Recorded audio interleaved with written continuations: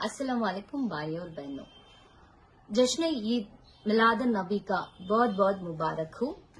సమస్త మానవాళికి ప్రేమ, సహనం, సోదరభావం, దానశీలత, శాంతి సామరస్యాలను బోధించి సమాజాన్ని శాంతి వైపుకు నడిపించిన దివ్య చరిత్రుడు మొహమ్మద్ ప్రవక్త గారి జన్మదినం వేడుక సందర్భంగా కూడా ఈ మిలాదున్ నబీని జరుపుకుంటారు. మరి ముఖ్యంగా ఇస్లామిక్ క్యాలెండర్ ప్రకారం నబీ ఉల్ అల్వల్ 12వ రోజున మిలాదున్ నబీ ఉత్సవాల్ని జరుపుకుంటారనేది ప్రశస్తి.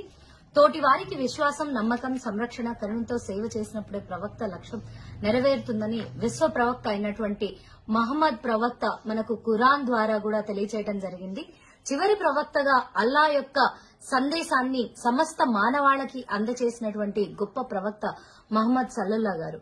ఆయన మన మానవాళికి ఎంతో ఉన్నత విలువల్ని, దానశీలతని, దయని, కరుణని, అదేవిధంగా సమాజం పట్ల మనకు ఏ విధంగా బాధ్యత ఉండాలి, మన సత్ప్రవర్తన ఎలా ఉండాలి, సన్మార్గంలో ఎలా నడవాలి అన్నటువంటి ఒక సందేశాన్ని మానవాళికి అందించినటువంటి గొప్ప ప్రవక్త మన మహమ్మద్ సల్లల్లా గారు.